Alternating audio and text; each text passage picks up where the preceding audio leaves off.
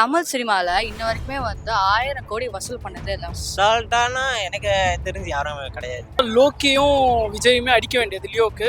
But அது மோஸ்ட்டாக pan Indiana கண்டிப்பாக அடிக்கிறதுக்கு வாய்ப்பு இருக்கு. யாரெல்லாம் கம்பைன் பண்ணி கொலாப் பண்ணி ரெண்டு பேரும் வந்து பண்ணாங்கன்னா லோகேஷும் அட்லியும் பண்ணாங்கன்னா கொஞ்சம் நல்லா இருக்கும்னு என்னுடைய கெஸ்.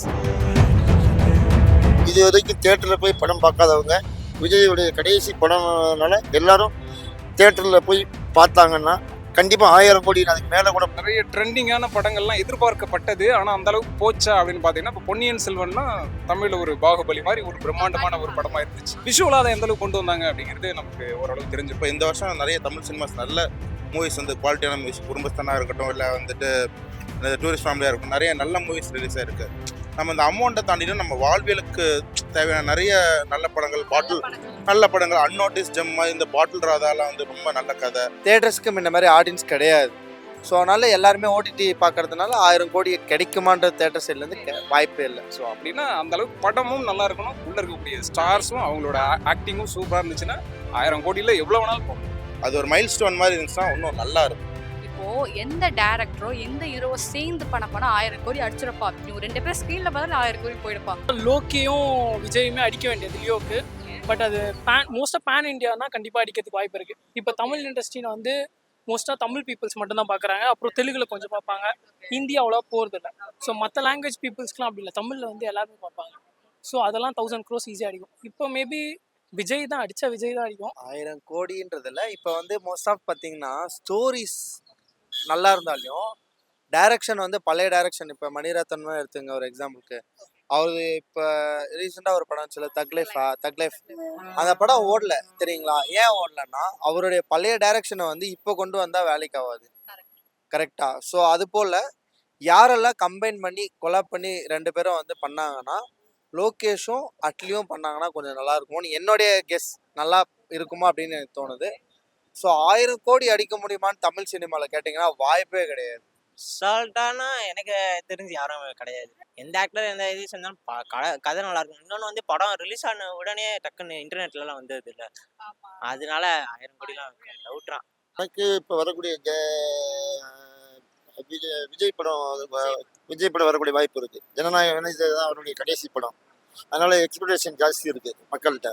அதனால இது இனிமேல் இது வரைக்கும் தியேட்டரில் போய் படம் பார்க்காதவங்க விஜயுடைய கடைசி படம்னால எல்லாரும் தியேட்டரில் போய் பார்த்தாங்கன்னா கண்டிப்பாக அனைவரும் பழைய காலத்தில் எப்படி தியேட்டரில் போய் படம் பார்த்தாங்களோ அதே மாதிரி எல்லாரும் போய் பார்த்தாங்க அப்படின்னா கண்டிப்பாக 1000 கோடி அதுக்கு மேலே கூட போகும்.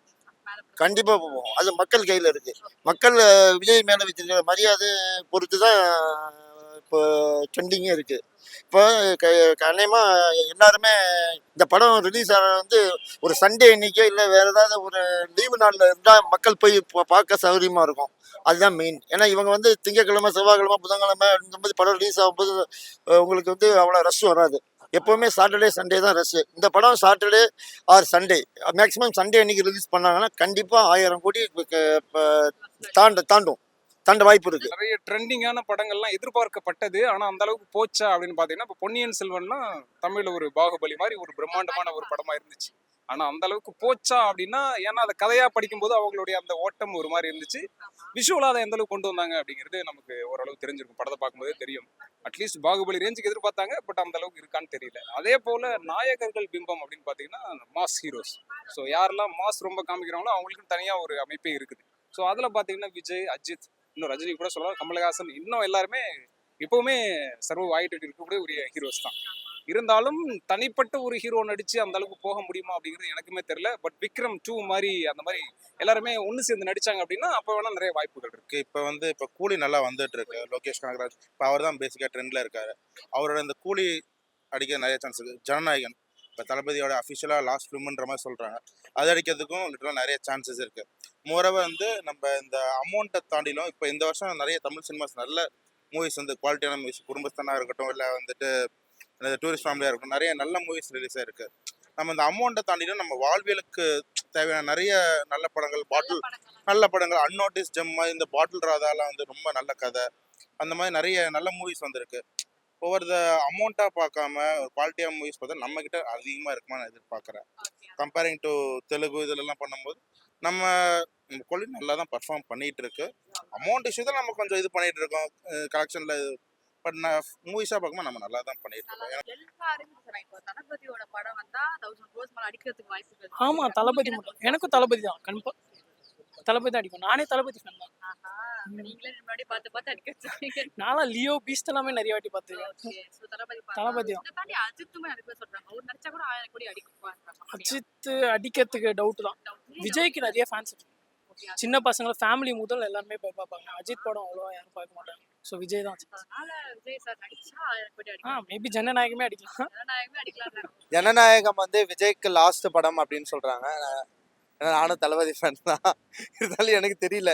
ஏன்னா வந்து ஜனநாயகம் லாஸ்ட் படமா இருந்தாலையும் மக்கள் போய் தேட்டரில் பார்க்கறதுன்றது வந்து ரொம்ப குறைவாயிடுச்சு. மக்கள் போய் தேட்டர் பார்க்கறதுன்றது ரொம்ப குறைவாயிடுச்சு. ஏன்னா நாங்களும் படம் டிஸ்ட்ரிபியூட் பண்ணுறோம்.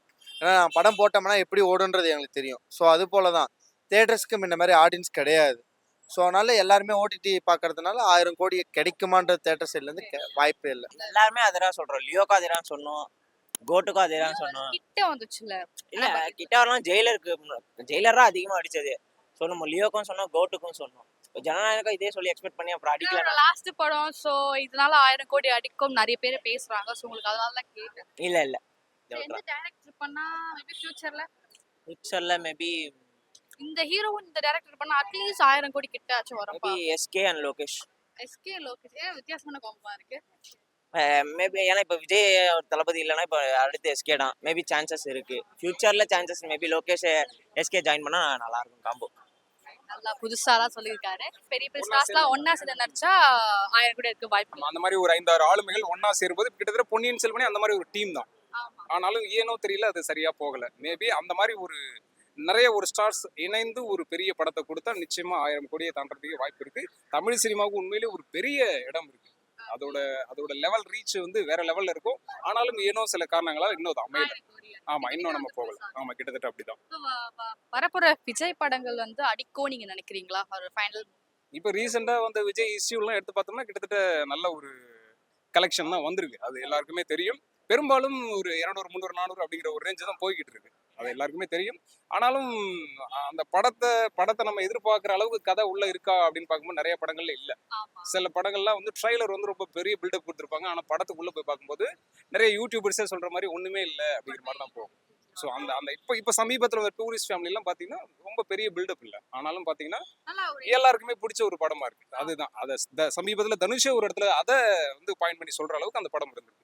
ஸோ அப்படின்னா அந்த அளவுக்கு படமும் நல்லா இருக்கணும். உள்ள இருக்கக்கூடிய ஸ்டார்ஸும் அவங்களோட ஆக்டிங்கும் சூப்பரா இருந்துச்சுன்னா 1000 கோடியில எவ்வளவு வேணாலும் போகலாம். என்ன ஹீரோ என்ன டைரக்டர் சேர்ந்து படம் பண்ணாங்க? அஜித் இருக்காரு. அஜித் வச்சு எந்த டைரக்டர் பண்ணாலும் அஜித்துக்கு போகும். அஜித்துக்கு ஒரு மார்க்கெட் இருக்கு தாராளமா. அவர் இனிமே அவரை தான். இப்போ அவருக்கு விஜய் வந்து அரசியலுக்கு போயிட்டாரு. இப்போ அடுத்த ஹீரோ யாருமே கிடையாது. பெரிய நடிகர் யாருமே கிடையாது. இப்போ இன்னுமே உள்ள சூழ்நிலைக்கு அஜித் தான். இப்போ எப்படி கமல் ரஜினி ஒரு 14 வருஷம் 15 வருஷம் ஃபுல்லில் இருந்தாங்களோ, இப்போ அஜித்துக்கு என்ன வயசாகிடுச்சு. இது படம் நடிக்கிறாரு. படம் விட்டால் கார் ரேஸுக்கு போகணும். கார் ரேஸுக்கு போனால் பைக் ரேஸுக்கு அனுப்புவோம். அதனால் அடுத்த ஹீரோங்கிற இடத்துல விஜய்க்கு அப்புறம் அடுத்த ஸ்டெப்பில் இருக்கிறது அஜித் தான் இருக்கார். நிறைய மக்கள் வந்து பார்த்துட்டு தான் இருக்காங்க. இந்த மல்டி ஸ்டாரர் மூவிஸ் வந்து கொஞ்சம் உள்ள வந்ததுக்கு அப்புறம் தான் வந்துட்டு இது பண்றாங்க. நம்ம தமிழ் ஆளுங்க வந்துட்டு அந்த இதுக்கு ஒன்றும் பழகல. அதே மாதிரி நம்ம இதில் வந்து தமிழ் ஆளுங்க வந்துட்டு இன்னும் கொஞ்சம் அதுக்கு என்ஹான்ஸ் ஆகலை ஒன்றும் விட்டுலாம். அவ்வளோதான். நம்மளும் வந்து என்னைக்காச்சும் ஒரு நாள் அடிப்போம். மோரோவர் கூலி, ஜனநாயகம் லாஸ்ட் ஃபிலிமாக இருக்கனால அடிக்கிறதுக்கு நிறைய சான்சஸ் இருக்கு. பட் ஆனால் வந்து அதுவும் நம்ம சொல்ல முடியாதுல்ல. எக்ஸ்பெக்டேஷன் வந்து அதிகமாக வைக்க தான் நீங்கள் வந்து இதாகுங்க. பட் பார்க்கலாம், அடிச்சுன்னா ரொம்ப நல்ல விஷயம்தான். மேபி அது நம்ம தளபதி படத்தில் வந்து 1000 கோடின்றப்ப இட் வில் பி குட். பெரிய விஷயம். அது எல்லாமே சாதிச்சிட்டாரு சினிமா ஃபீல்டில் பொறுத்தவரைக்கும். எல்லாம் லாஸ்ட் ஃபிலிம்லேயும் வந்துட்டு அது ஒரு என்ன சொல்கிறது, அது ஒரு மைல் ஸ்டோன் மாதிரி இருந்துச்சுன்னா இன்னும் நல்லா இருக்கும்.